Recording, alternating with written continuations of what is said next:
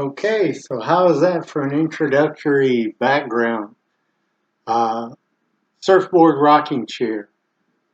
I'll probably have that as a background in most of my videos, just simply for something different to look at. No high-tech fill-in background screen, just me in my home with a rocking chair that I built out of an old surfboard. I've made a bunch of these, and I can make one for you as well with your surfboard or with a surfboard that I have, and I can even customize it for you.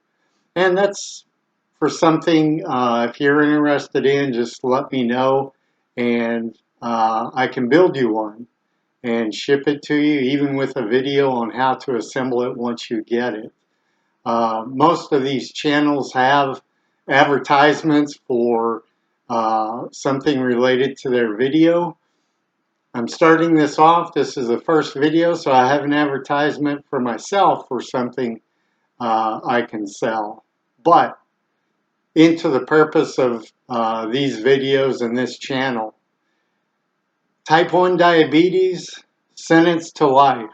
That's the title. This is simply a realistic first-person point of view of 33 years that I have lived with type 1 diabetes. On all the videos that I have seen on YouTube or anywhere, I do not see anything that explains the real life activities, problems, situations that come up, and the absolute agony of living with type 1 diabetes for this many years. There's also so many misconceptions of a person living with type 1 diabetes that I just have been driven to give instruction and explain in detail what the reality of it is. So, this first video is, why me? Why am I the one explaining this? Well, let's get to it, and let me explain why I'm the one maybe has an ideal insight, or at least 33 years experience of understanding this to pass on to you, those who are searching for information about type 1 diabetes. I'll give a lot of education. I'll explain why I'm able to do that. I'll give a lot of scenarios, some real life experiences. This will almost be like an autobiography, almost couldn't spit that out, autobiography of me in all the years leading up to this point in time right now, and all the struggles, most recently within the past 7 to 8 years, really, of difficulties that I've had. And I'll explain that as well. So, here we go. My name is August. I was born in 1967 in Southwest Oklahoma. Grew up with a fairly normal lifestyle, as could be in the late 60s, early 70s. Happy kid, happy family, had a younger brother, nobody with health problems. I was fairly smart in school. I started in sports when I was in first grade. I was started in wrestling as a 6-year-old and wrestled up until I was a senior in high school. Even did some volunteer assistance and assistant coaching in the late 80s and early 90s, even late 90s. Throughout that time playing sports, primarily wrestling, I played football and baseball. No real injuries, some ankle sprains, little things like that. When I was in junior high, I started for wrestling doing some cutting of weight. You've heard of that. Losing weight, going on diets to get to a lighter weight category to wrestle. Probably not the smartest thing to do during adolescence, but I didn't think I was affected much by it. I never really had any health problems growing up. out of the ordinary. Had chicken pox as a kid, had colds and flus, ankle sprains with sports, finger sprains, nothing major. When I was in ninth grade, I actually broke my thumb wrestling and wound up having to have surgery. And this was at the beginning of the season. And I could not wait until I got my cast off and could return to wrestling near the end of the season. So during that time with a cast, I started doing exercises and activities to try to make my hands strong, my arms strong, while I had the cast on, just to prepare for conference tournament at the end of the season when the cast was off. During this time, I thought, boy, this would be quite a job if there's such a thing to do exercises for injured body parts. And I found out about physical therapy. So got the cast off at the end of the season, had my hands strong and ready to wrestle, wrestled in the conference tournament, uh, went on to the state tournament, and at that time I knew, hey, there's got to be a profession out there that has something to do with sports and injuries, and I found out about physical therapy.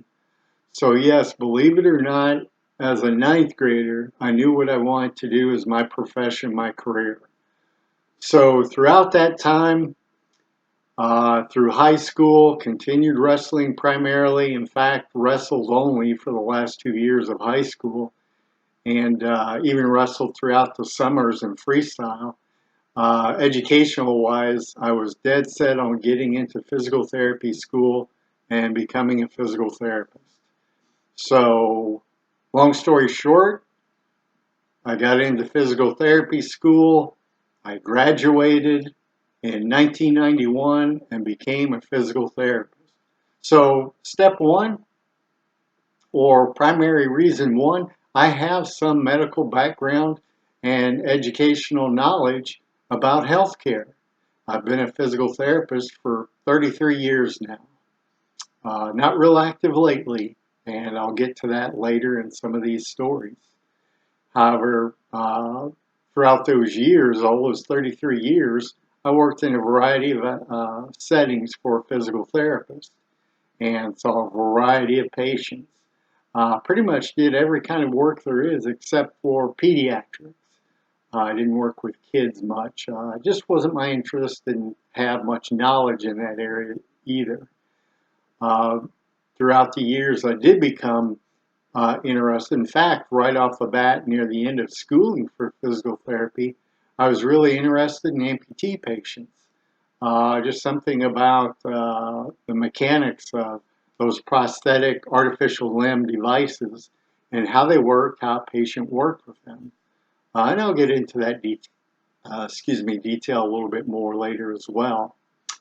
Again, growing up, didn't have many health problems. The summer between my ninth grade year and sophomore year, I was hospitalized for a week for some kind of stomach issue. I was actually not a week, it was maybe 3 days. And it was really determined that I had some kind of flu, nothing more than that. But no other health problems, never any trouble. I do remember also when I was in ninth grade, I'm sorry, when I was a senior in high school, I started out the season wrestling at 190 pounds. And I felt comfortable, strong, physically fit, really good. Throughout the season, though, I lost a lot of weight. I just couldn't keep weight on.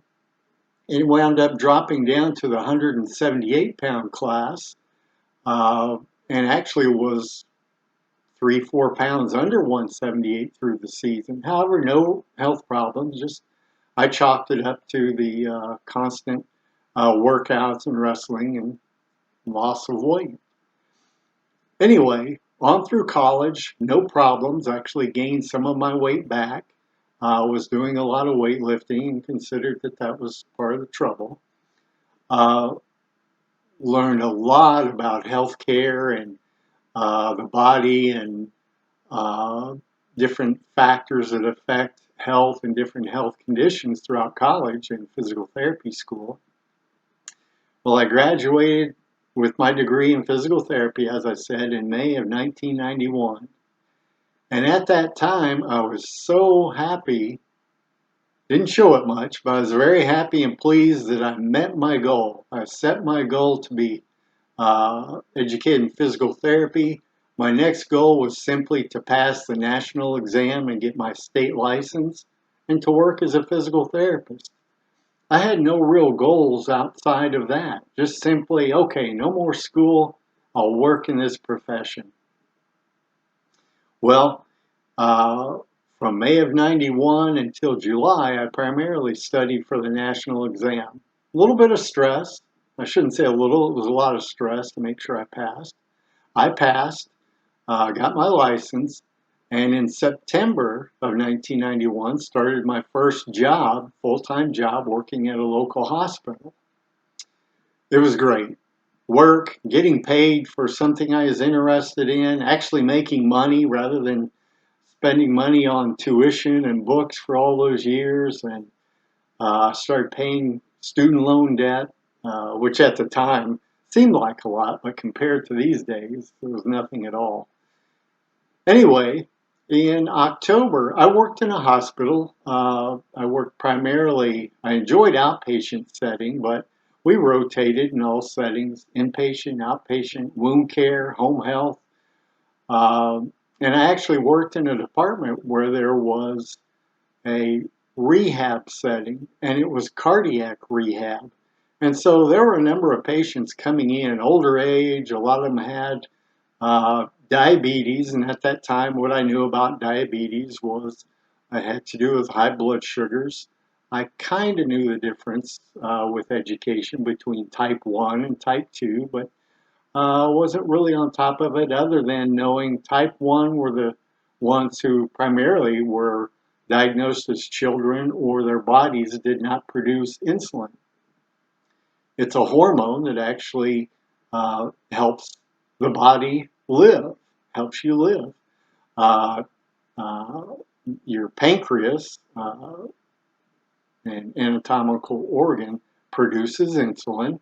Insulin is circulated in the bloodstream and is used by every cell in your body, uh, to bring fuel, which is carbohydrates primarily, glucose, which is carbohydrates in the blood, into the cells and is used as fuel to help you breathe, help you uh, see things, help your functions of organs, help your anatomy work, help your muscles work, help you stand upright, help you become alert.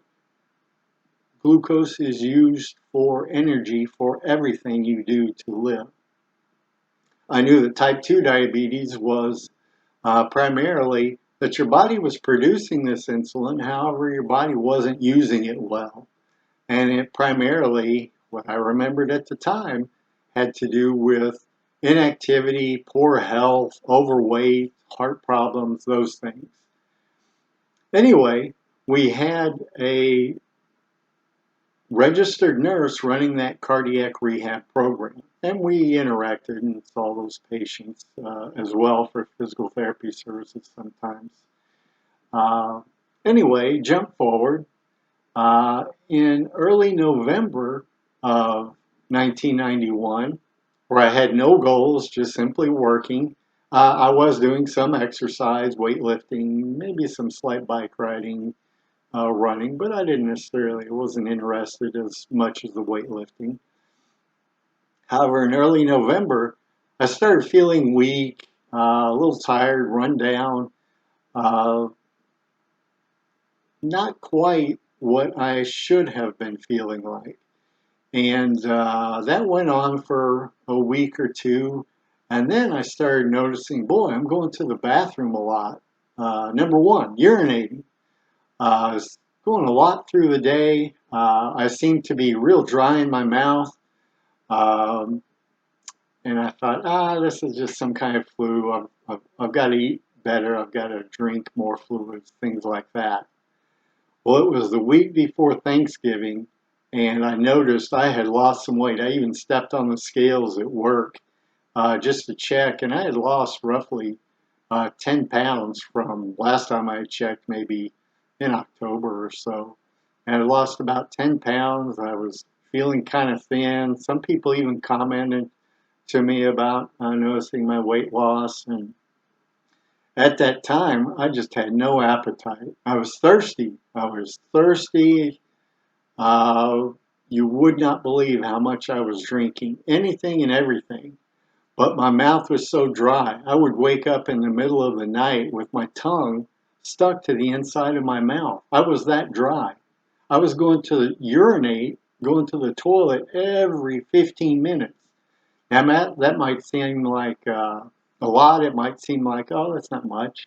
But if you think about it, I was not sleeping. And this was going on for almost a week.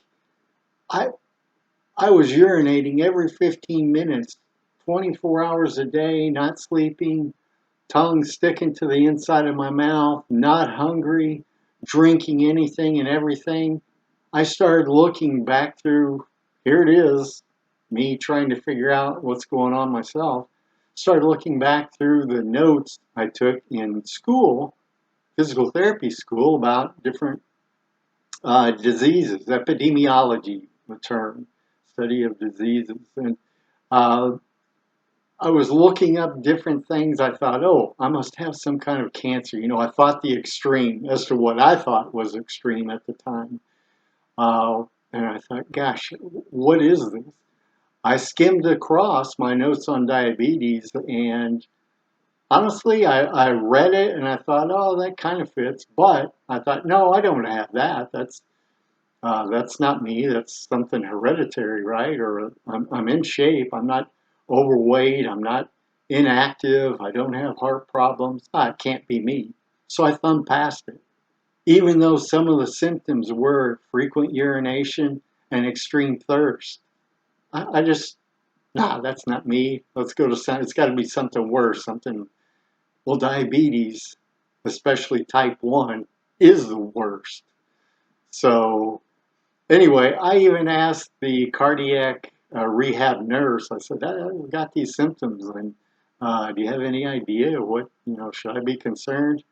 And I'm going to kind of give her a hard time. I won't name her, but give her a hard time. She didn't mention diabetes at all, onset of type 1 diabetes or whatnot. So anyway, pushed it aside, and I'll tell the truth on something here as well. I thought of all the different things that could have caused me this illness. I thought, well, maybe just some bad flu or bad infection. And to tell the truth, I had a relation with a girl at that time, brief relationship, and yeah, kind of reckless on protected sex and whatnot. And I thought, oh my gosh, did I contract some kind of uh, bloodborne infection from unprotected sex with her? I was just kicking myself. I thought of all the extremes that included, plus cancers. But I mean, anything and everything. Uh, but I did not truly look at the symptoms and matching it with proven symptoms, signs of diabetes. Well, finally, on a Sunday afternoon after Thanksgiving, Thanksgiving, by the way, I didn't eat as much, just wasn't hungry, didn't even care for the desserts. Anyway, I went for a drive with my mom out of town. Just my dad was at work, my brother was gone somewhere, just to get my mom and me out of the house. We went for a short 30-mile drive to a neighboring town. I had to stop and urinate, go pull over to the side of the road and go down into the gully, into the trench to urinate. And in this 30-mile drive, I did it 3 times in one way. And my mom asked, are you okay? And I said, I've been having some troubles. she said, "Well, why don't you go to the hospital where you work and go to the emergency room?" I said, "No, it's nothing bad."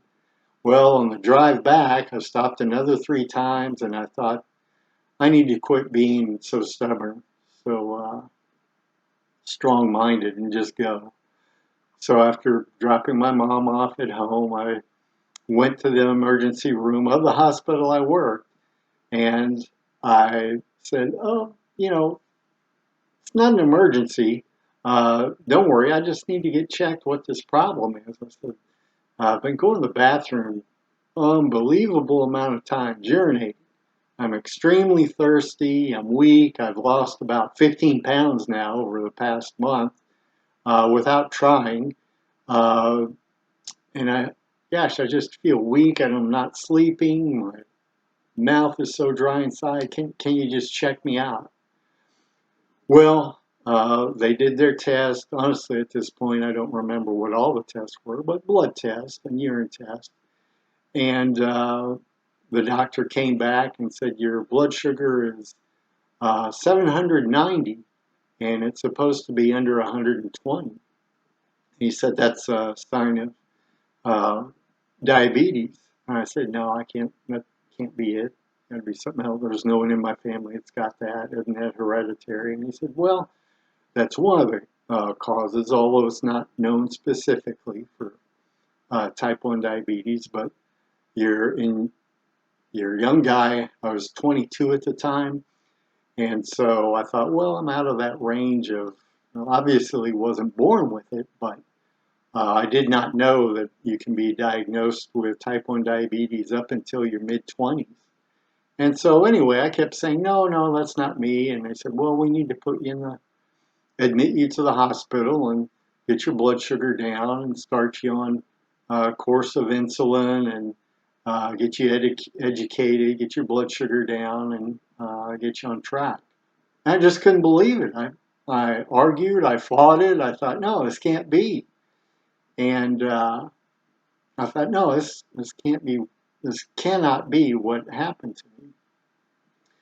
And so during that week, yes, I had IVs in me. I was being given shots of insulin. They said, you need to have insulin now, or you will die. Simple as that.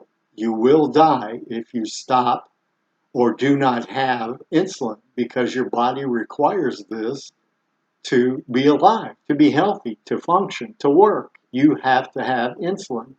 There are no medications that are going to solve this. You have to have injections of insulin, shots, 3 to 4 times a day.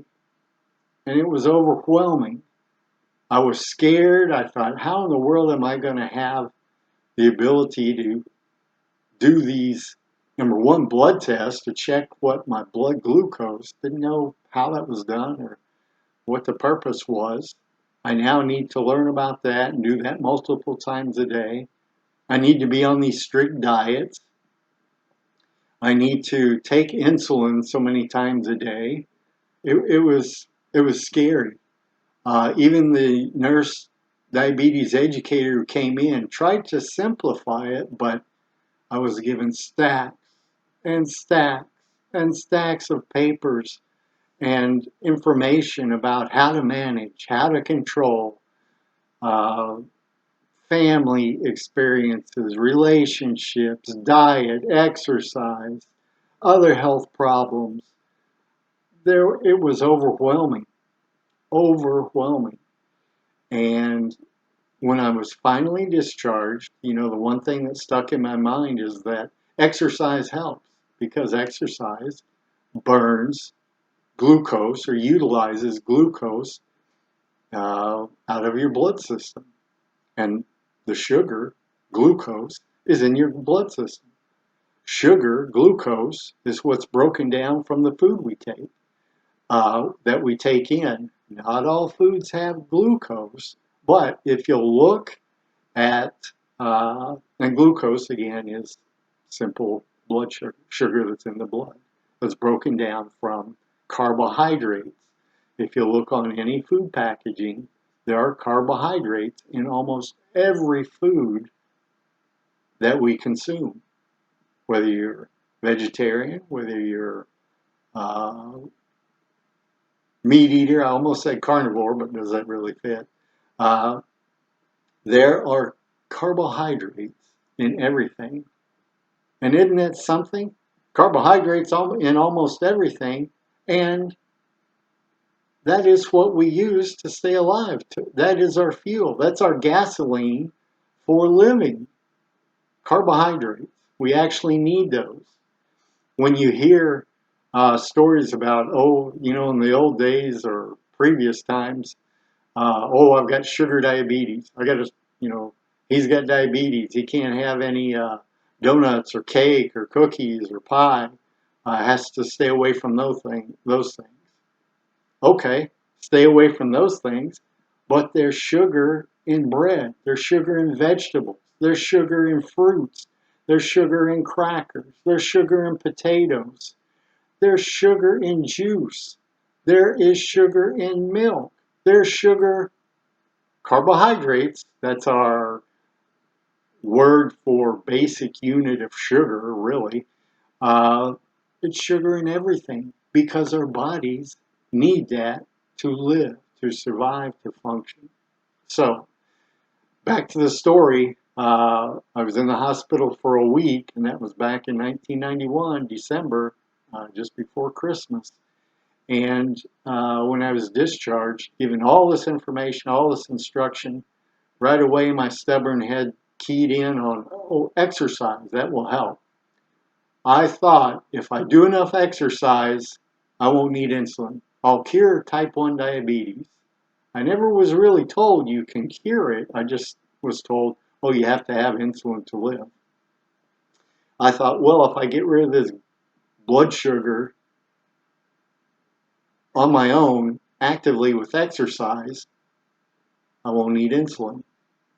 I didn't get the full education of piecing it all together. There's no blame. That information might have been there, but I just didn't understand. Again, when you're given this shock, when you have this denial, when you have a competitive and stubborn mindset like I did, I can beat this. I can conquer this. I began increased exercise before work. During lunch break, I would walk or I'd get on a stationary bike in the physical therapy room. After work, I would get on a bike and I would ride the bike. I wouldn't eat as much. Yeah, I knew about carbohydrates, but I'd check my blood sugar and think, gosh, blood sugar is still a little bit high. I guess I got to take the insulin. And I do exercise and I try not eating. And finally, after, I don't remember exactly how much time, but after roughly 2, 3 months of doing this, I saw that there's no way defeating this. That's it. I have to give in and say, okay, I have this disease. Why? I don't know. They say it can be hereditary. They say it can be due to illness. They say it can be just so happens your body attacked itself and caused this, what's called an autoimmune disease, meaning your body's not, primarily means your body's not functioning or attacking itself, not producing insulin, uh, whatever the reason. And there are even answers in the medical field that type 1 diabetes is still, there is an unknown cause. There is still that answer. So I accepted it, went on uh, trying to deal with it initially in not the best approach, but trying to do it my way. Uh, Me personally, very kind of self-sufficient, self-aware, uh, yeah, maybe even a little self-centered. I always, had my goals, had my visions of what to do. I was disciplined. I was motivated. I definitely kept my feelings to myself. And now I had this major disease. And I thought, I don't want to tell anybody. Yes, my immediate family knew of that, but I asked that no one else know. I asked my mom, my dad, and of course my brother, don't tell anybody. I don't want anybody worrying about me. I can handle it. I'll do it. There's no need to treat me any differently. Eventually, I told a couple of my close friends, two buddies of mine, and I know initially their reaction was they were kind of scared and worried. I don't know what they knew about that diabetes, but I told them, hey, uh, I have to take these shots throughout the day. Don't worry. Don't think of me. Don't worry. Don't think about it at all. I'll manage. And so I tried to make a life initially without drawing this disease to attention anybody else but me. And yes, I became more self-centered. Everything had to do about me, about my blood sugar, testing my blood sugar. Can I eat this? Can I eat that? Am I going to exercise? Am I getting the cold? Am I getting the flu? Do I have to rest? All these things had to do with me. Everything now became centered about me. I was already kind of self-focused guy and very private, and so now I brought on all this other self-attention toward me. And yeah, it took me out of a lot of relationships and activities, and even though I tried to fit in as I could, it was a thing in the back of my mind, but yet at the front of my mind at the same time. I mean, it consumed me. So yes, it was very limiting.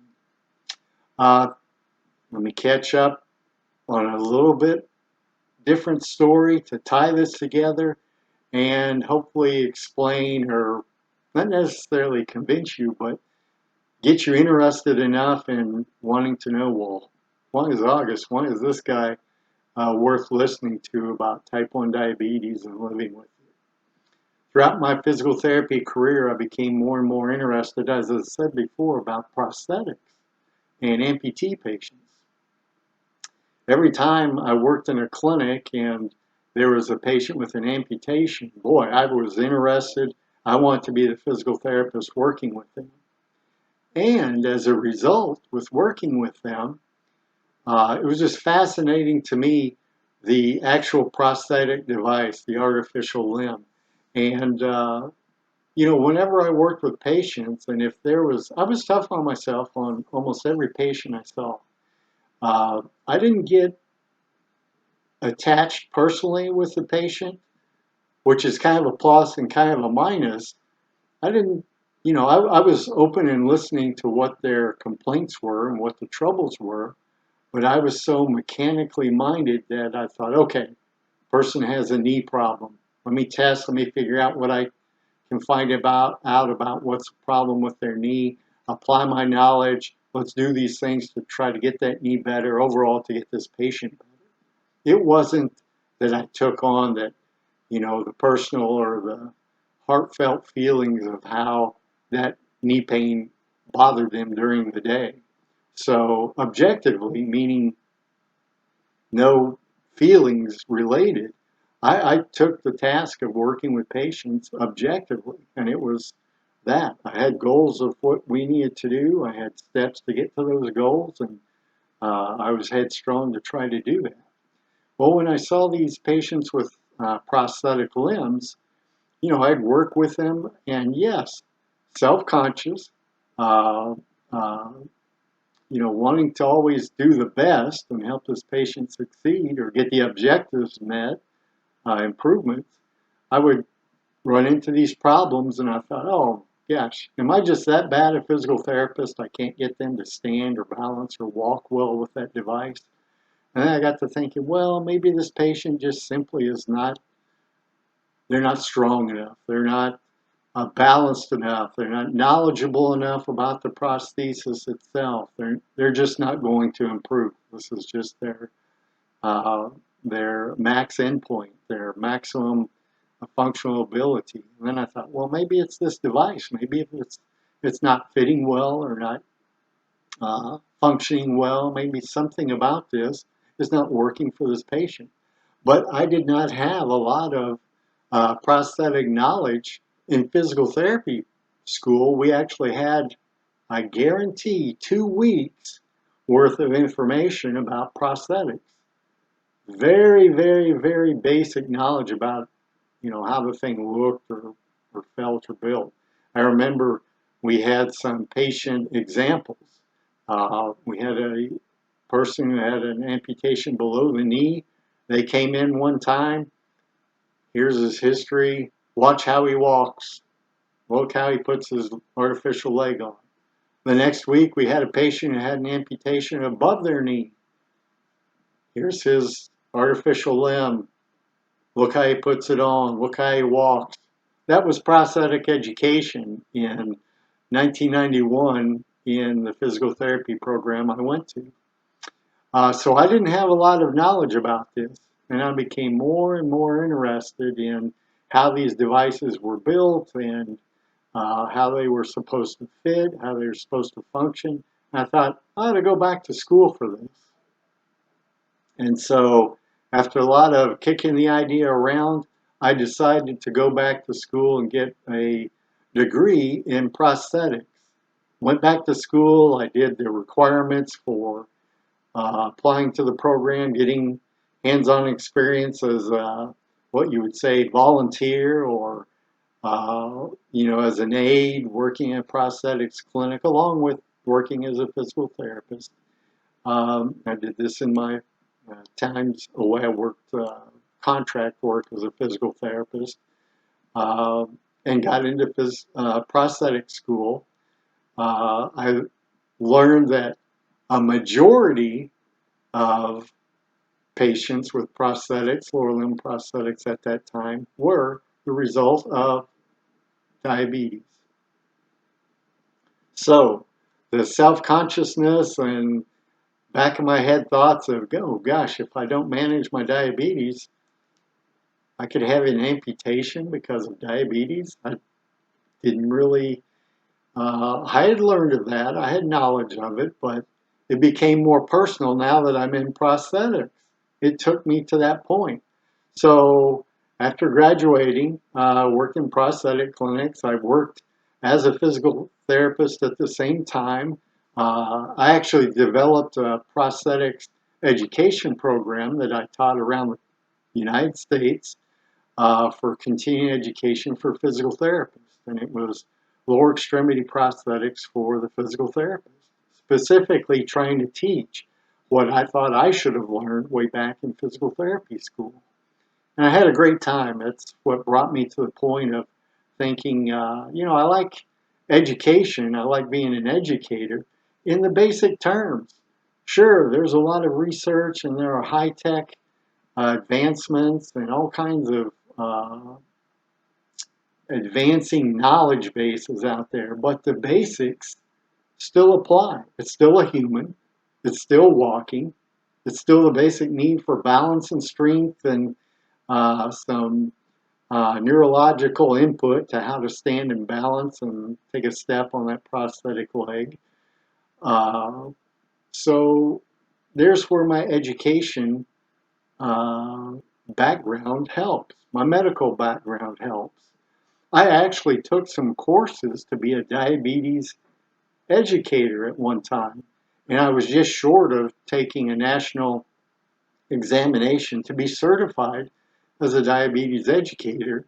The catch for me was that I did not spend enough hands-on clinical time doing specific diabetes education to patients throughout the year, throughout the week, because I kept working as a physical therapist and prosthetist. And although there were a lot of patients who had diabetes in those settings, it wasn't enough.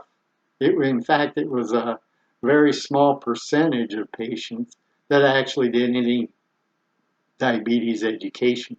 So I never really got up enough hours to sit and take a national exam.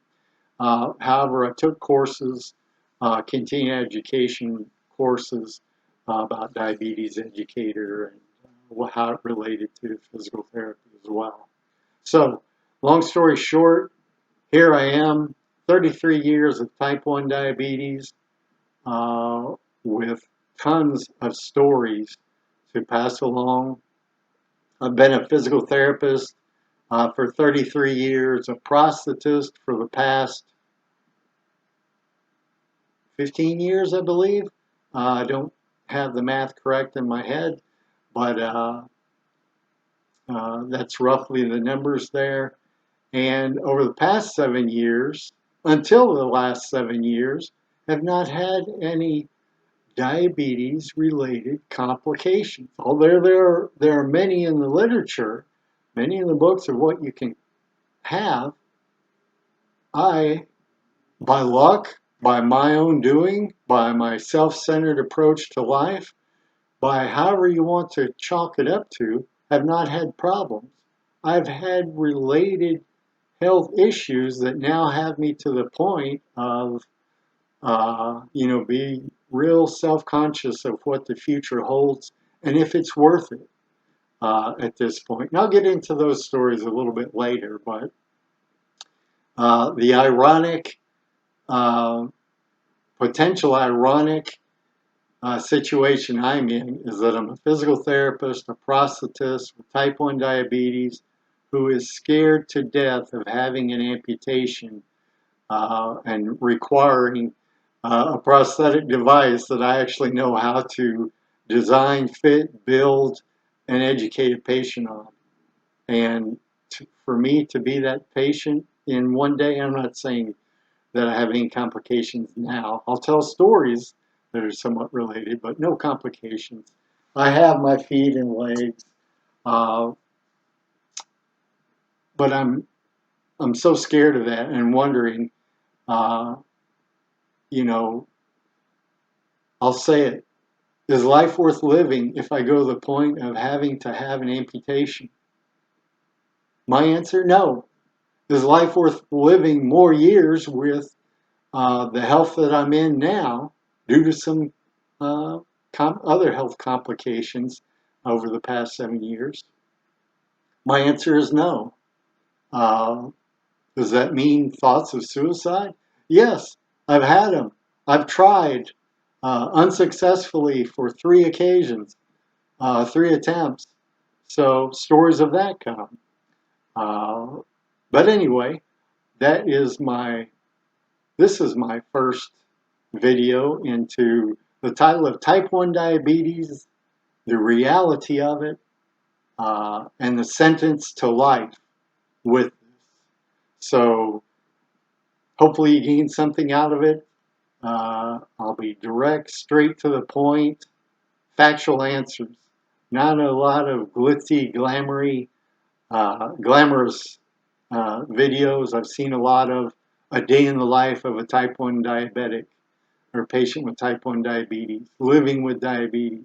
Yes, I'll show you what a day is like. I'll show you some of the. I'm reaching for my insulin pump that I've been on now for 23 years. I'll show you what it's like, and there's the tubing for it, dealing with an insulin pump. The things they don't tell you, the facts they don't tell you about that, reality of it. Interesting stories, at least on my side, but hopefully beneficial to you.